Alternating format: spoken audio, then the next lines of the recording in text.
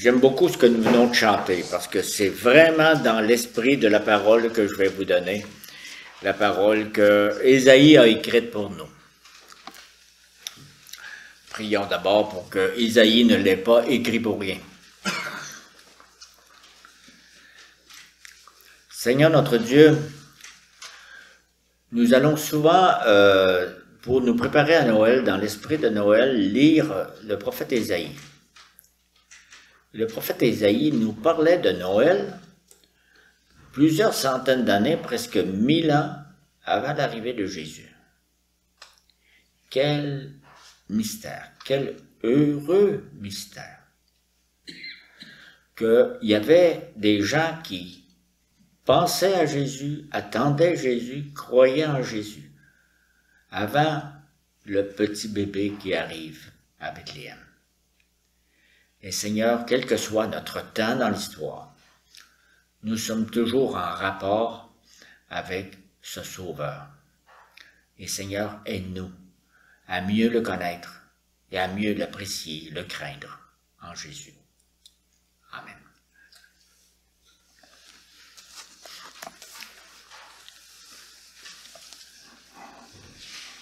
Notre texte, c'est Ésaïe chapitre 9. Vous avez la page aussi, je crois. Ésaïe chapitre 9, les versets 1 à 6. Le peuple qui marchait dans les ténèbres a vu une grande lumière. Sur ceux qui habitaient le pays de l'ombre de la mort, une lumière a brillé. Tu rends la nation nombreuse, tu augmentes sa joie. Elle se réjouit devant toi comme on le fait lors de la moisson, comme on jubile au partage du butin. En effet, le fardeau qui pesait sur elle, le gourdin qui frappait son dos, le bâton de celui qui l'opprimait, tu les brises, comme tu l'as fait lors de la victoire sur Madian. Oui, toutes chaussures portées dans la bataille et tout habit roulé dans le sang seront livrés aux flammes pour être réduits ou en cendres. En effet, un enfant nous est né, un fils nous a été donné, et la souveraineté reposera sur son épaule.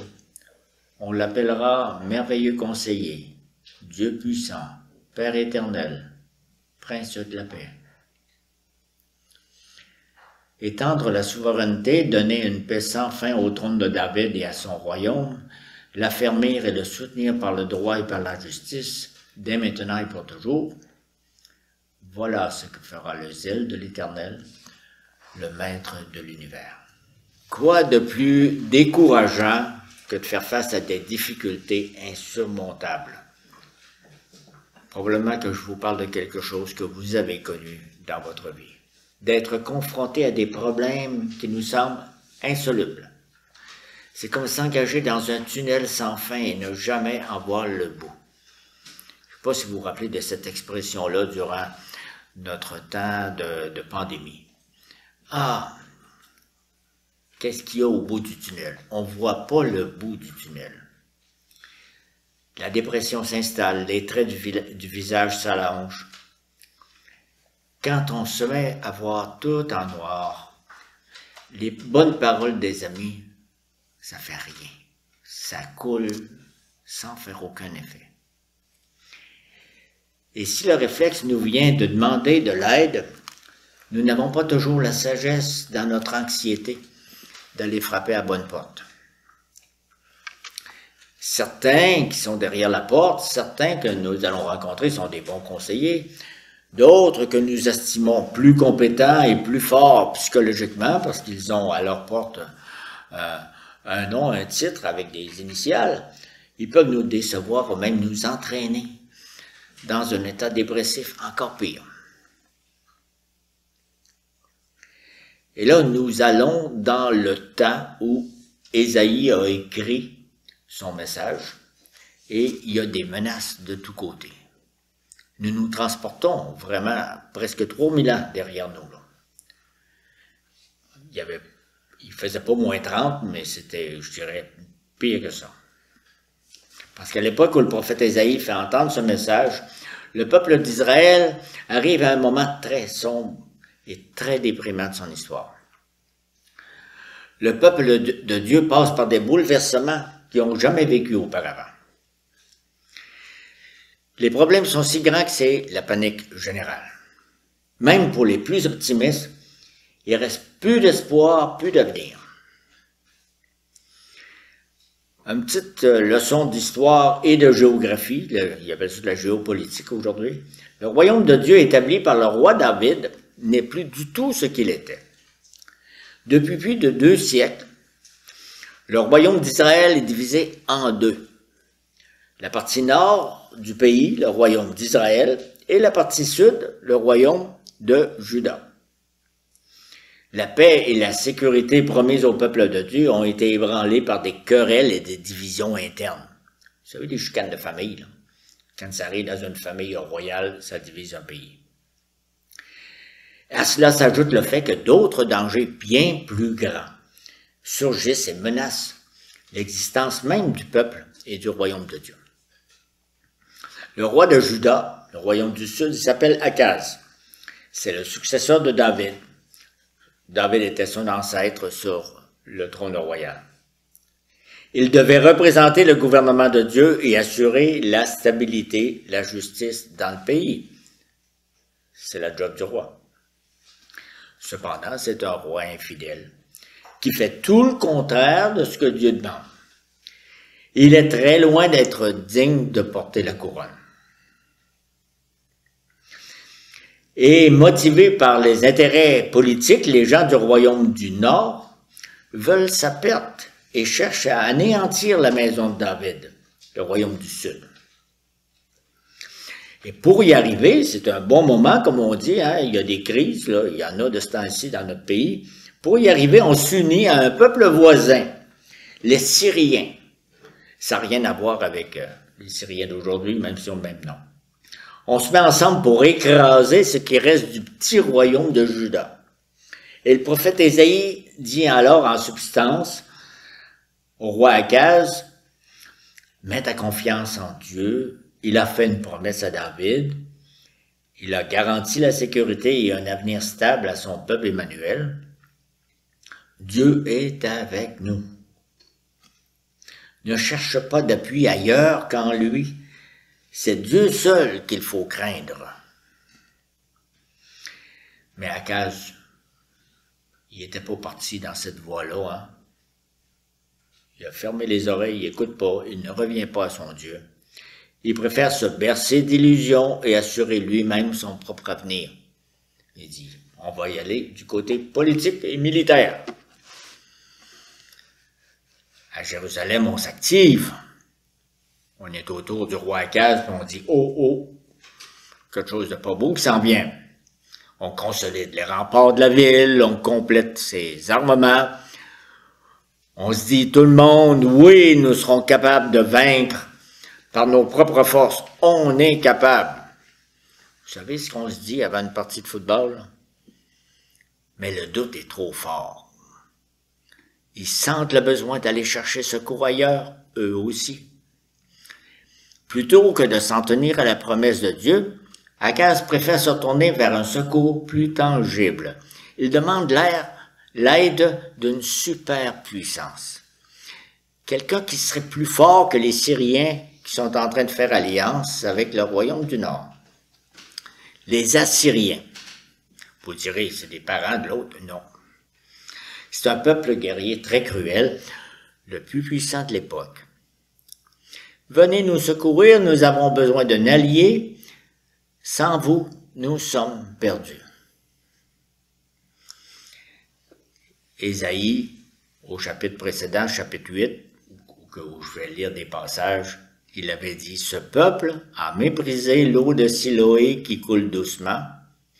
Il a éprouvé de la joie en pensant à Rétsin et au fils de Rémalia. » Pour nous, ça ne veut pas dire grand-chose, hein? Un peu de mise en contexte.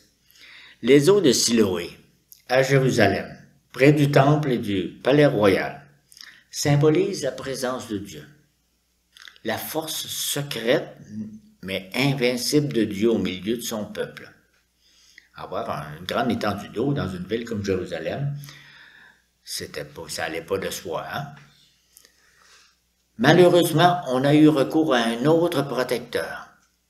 Ce qui veut dire que Akaz a méprisé la maison de David et la promesse que Dieu lui avait faite d'un règne de paix. Il a oublié et méprisé le véritable allié, le seul protecteur du peuple de Dieu, le Seigneur Tout-Puissant. Il a méprisé le secours de Dieu même.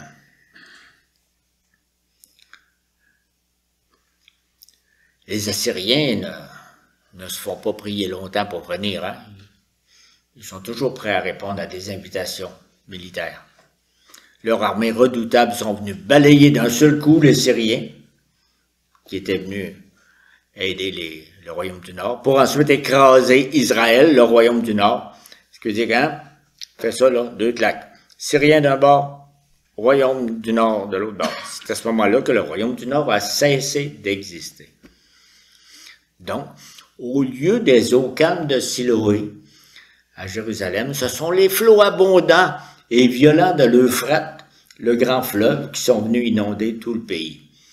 Parce que les Assyriens arrivaient de la région de l'Euphrate. Israël est englouti.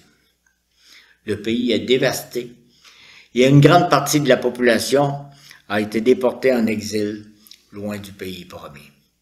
C'est à partir de ce moment-là qu'on a eu un mélange de population, puis qu'on a commencé à parler des Samaritains, qui n'étaient pas des vrais, ils étaient des mélangés.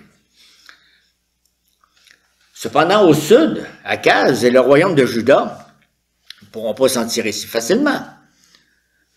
Ils devront subir les conséquences de leur manque de foi. Parce que les Assyriens, affamés de nouvelles victoires, ne vont pas s'arrêter là dans leur conquête. Les grandes eaux vont déborder aussi vers le sud. Contrairement à Israël, au nord, Juda ne sera pas noyé complètement. L'eau va monter jusqu'au cou, juste pour pouvoir encore respirer. Et par la grâce de Dieu, Jérusalem aura la vie sauve. La maison royale de David sera préservée, mais les gens du pays vont y goûter, seront malheureux, désespérés. Car l'ennemi menacera encore le peuple de l'Alliance et le fera trembler de peur. C'est pas Jojo ce qui s'en vient là. Mais les Assyriens ne prendront pas le royaume de Juda. Donc on est dans ce contexte-là. Les Assyriens sont tout autour, ils ont déjà vaincu tout le reste du royaume et les Syriens, et là, ils menacent. Comment ça se vit dans la ville? Comment on vit ça dans une ville assiégée, peut-être durant des années? Normalement, vous savez, ils font ce qu'on fait encore aujourd'hui. On coupe l'eau. Ils n'ont pas coupé l'électricité dans le temps. On coupe l'eau, on coupe la nourriture, on les affame, puis on va aller ramasser les restants quand ils seront à moitié morts. Comment on vit ça dans le peuple? Quand tout va mal, on cherche à connaître l'avenir. On va consulter les astrologues. On demande à ceux qui prédisent l'avenir de quoi demain sera fait. On ose même s'adresser aux morts. On consulte une nécromancienne qui pourra nous mettre en contact avec les esprits des morts. Vous comprenez, en période de crise, l'occultisme et le spiritisme, ça réapparaît. Parce qu'il y a une clientèle. Ce mensonge, c'est une tromperie démoniaque. Et si je continue dans le chapitre 8 d'Ésaïe, il nous dit au verset 19, « Si l'on vous dit, consultez ceux qui invoquent les esprits et les spirites, ceux qui chuchotent et murmurent, un peuple ne consultera-t-il pas ses dieux? Ne consultera-t-il pas les morts en faveur des vivants? » Répondez, il faut revenir à la loi et au témoignage. Sinon, l'on ne parle pas de cette manière, il n'y aura pas d'aurore pour ce peuple. La nuit va continuer. C'était les versets 19 et 20 du chapitre 8. Et gardez le coin parce qu'on va continuer dans le chapitre 8 avant d'entreprendre la troisième partie. En d'autres mots, quel aveuglement quand on est réduit à consulter les morts pour conseiller les vivants. revenir aux instructions du Seigneur, à la parole de Dieu. Sinon, ce sera une nuit sans fin. Vous ne verrez jamais l'aurore. Je ne sais pas si vous êtes déjà posé la question. Comment ça se fait que les morts ont tant d'importance quand ils deviennent morts? Comment ça se fait que tout à coup, ils sont plus sages que quand ils étaient vivants? C'est pas malin d'aller faire un tour là-dedans. Ça veut dire qu'on est dépourvu. On est rendu au bout de la corde. La sécurité et la paix du royaume, c'est devenu juste un vague et lointain souvenir qui remonte au temps de David et de Salomon. Maintenant, c'est l'ombre de la mort qui les guette. L'obscurité les envahit. Ils savent ce qui est arrivé à leurs amis du Nord. Et ils savent que les mêmes ennemis sont aux portes de Jérusalem. Il n'y a plus aucun espoir à l'horizon. Il n'y a plus d'avenir pour eux et pour leurs enfants, pensent-ils. Je continue au verset 21 du chapitre 8. Il parcourra le pays, accablé et affamé, et quand il aura faim, il s'irritera, maudira son roi et son Dieu, et tournera les yeux en haut. Puis il regardera vers la terre et n'y verra que détresse, obscurité et sombres angoisses. Il sera repoussé dans d'épaisses ténèbres. Vraiment, si l'histoire arrêtait là, on ne parlerait pas d'un Messie, on ne parlerait pas d'un sauveur. Quelle description lugubre de la nuit du désespoir. Et ce n'est pas une personne qui a connu ça. C'est tout le peuple d'Israël, en commençant par le premier ministre du temps, le roi Akaz. À l'approche de la calamité qui vient d'Assyrie, des Assyriens, c'est la famine, c'est la dévastation. Le peuple de Dieu a beau regarder de tous côtés, aucun rayon de lumière n'apparaît. C'est l'obscurité opaque, il n'y a pas d'étoiles dans le ciel.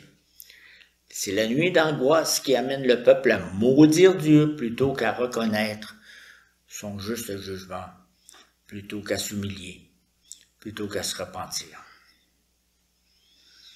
Et leur colère ne sert de rien, ils restent dans le noir. Ça ne se règle pas, le jugement de Dieu ne les convertit pas, il ne fait qu'augmenter leur méchanceté. Vous voyez, là, quand on est dans le noir, puis on dit c'est Dieu qui emmène ça, le lendemain, ça va être pire. On va lui en vouloir encore plus. Je suis au verset 23 du chapitre 8. Toutefois, les ténèbres ne régneront pas toujours sur la terre, où il y a maintenant des angoisses. Si les temps passés ont couvert de mépris le territoire de Zabulon et de Nephtali, les temps à venir couvriront de gloire la région voisine de la mer, la région située de l'autre côté du Jourdain, la Galilée, à la population étrangère. Ah. Le poète parle de quelque chose qui est quoi? Nous allons à notre troisième point, qui est, j'ai pris un titre moderne, un cessez-le-feu permanent. J'ai emprunté les droits d'auteur, ils viennent de l'ONU à New York. Le prophète annonce un temps nouveau, rempli d'espoir. Je suis dans le premier verset du chapitre 9. Le peuple qui marchait dans les ténèbres a vu une grande lumière. Sur ceux qui habitaient le pays de l'ombre de la mort, une lumière a brillé. Imaginez-vous pourquoi il écrit « grande lumière ». Des cris de joie feront place à l'angoisse. Le Seigneur annonce à son peuple qu'un jour, ils seront délivrés. C'est la surprise, là. Il n'y a plus personne qui pense à ça. Il dit, les Assyriens, c'est les plus forts, puis ils veulent nous écraser. Au verset 3, en effet, le fardeau qui pesait sur elle, le gourdin qui frappait son dos, le bâton de celui qui l'opprimait, tu les brises, comme tu l'as fait lors de la victoire sur Madian. On pourrait faire comme on l'a fait tantôt avec Gédéon, retourner pour voir c'est quoi la victoire sur Madian. Est-ce que c'était Gédéon qui avait battu les Madianites? Peut-être. Les ennemis du royaume seront vaincus et maîtrisés. Leur arsenal militaire sera tout brûlé. Les Assyriens ont perdu, mais pas, si vous lisez l'histoire, ils n'ont pas perdu avec les attaques de Jérusalem. Il y a eu une maladie tout à coup. Ils sont levés le matin, tout le monde tout seul, tout le monde est parti chez eux. D'où viendra cette délivrance inespérée? En effet, au verset 5, un enfant nous est né, un fils nous a été donné. Et la souveraineté reposera sur son épaule. On l'appellera merveilleux conseiller, Dieu puissant, Père éternel, Prince de la paix. Étendre la souveraineté, donner une paix sans fin au trône de David et à son royaume, l'affermir et le soutenir par le droit et par la justice, dès maintenant et pour toujours. Voilà ce que fera le zèle de l'Éternel, le Maître de l'univers. Êtes-vous capable de vous imaginer que vous êtes vous-même des Judéens, habitant dans Jérusalem, ça fait 5 ans que vous entendez et vous voyez, bon, les maisons brûlent, il n'y a plus rien à manger, et vous voyez, c'est de plus en plus noir, puis il y a un enfant qui va arriver, et le Seigneur va montrer c'est qui mène ici. Un enfant nous est né, Emmanuel, Dieu avec nous. Nous n'aurons plus à notre tête un roi insignifiant ou un roi infidèle comme Akaz. Nous ne serons plus laissés entre les mains des puissances mauvaises du monde. Un avenir nous est donné. La maison de David ne sera plus méprisée de l'intérieur ou attaquée de l'extérieur, car un fils nous est né, nous est donné, un fils de sang royal, un fils de la lignée de David selon la promesse.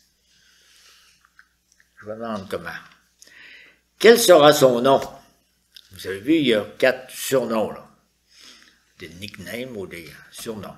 Merveilleux conseiller. Il n'aura pas besoin de s'entourer de conseillers ou de chercher de l'aide ailleurs, sans recevoir conseil de personne. Il gouvernera avec sagesse, il conseillera son peuple. Et cet enfant sera aussi appelé Dieu puissant. Qui d'autre pourrait donner au peuple, à l'Église, la victoire sur ses ennemis hostiles, sinon le Dieu puissant? Celui qui viendra s'incarner dans un humble enfant. On l'appelle aussi Père éternel. Il sera le protecteur. Père et berger ou pasteur, c'est dans les mêmes zones. Il sera le protecteur, le gardien fidèle de son peuple pour l'éternité. Il est prince de paix. Ah! Il supprimera toute puissance qui trouble la paix. Il assurera la sécurité au peuple de Dieu parmi les nations. Il établira le droit et la justice qui garantira la durée du royaume. Un enfant nous est né, un fils nous est donné. Emmanuel, Dieu avec nous. Au lieu de chercher un Dieu qui est où donc, ça répond pas. On a juste des malheurs autour de nous, c'est la mort, c'est les ennemis. Dieu est avec nous. Voyez, il y a un enfant, Dieu avec nous.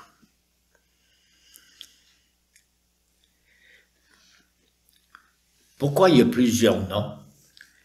Je ne sais pas si vous écoutez les nouvelles ces derniers temps, et si vous allez, je ne sais pas, dans les pays en guerre, l'Ukraine, la Syrie, qui sont en guerre depuis si longtemps, et tout à coup on trouve un chef de guerre, puis on trouve, il s'appelle comment?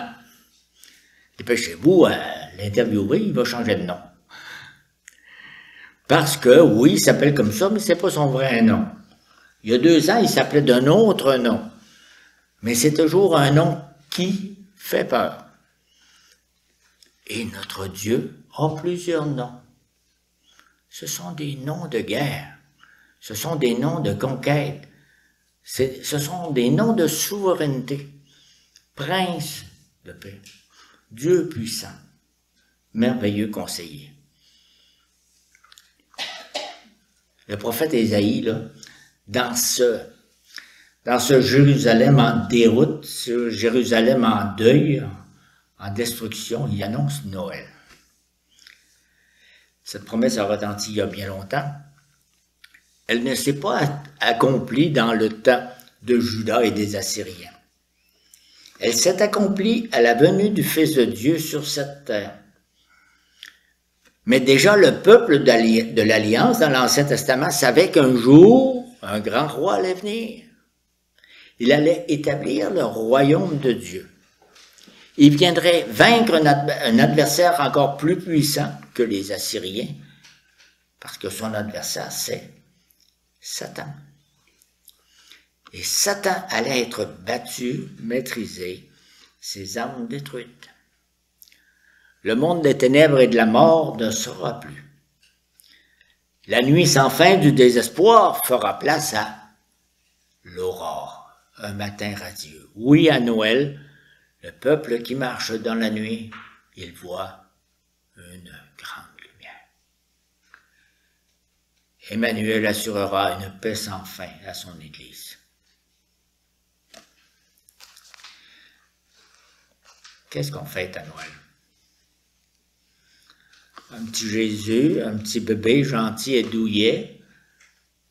Vous savez, quand il y a des places qu'on veut faire une représentation de Noël vivante, ce qui veut dire qu'on va chercher qui peut faire Marie, qui peut faire Joseph. Puis on cherche un petit bébé qui est naissant, qui ne braille pas trop pour aller dans la paille. Bien sûr, l'enfant de la crèche est né fragile et faible. Il a porté notre nature humaine avec sa fragilité, depuis sa conception et sa naissance. Il a eu besoin des soins constants de Marie et de Joseph, comme tout enfant. Il devait s'incarner pour pouvoir porter le poids de nos péchés sur la croix. Vous savez, on demande souvent, j'étais au primaire, on nous demandait « Qu'est-ce que tu vas faire plus tard? » Allez, là, à la naissance de Jésus, demandez-lui, c'est quoi tu vas faire plus tard?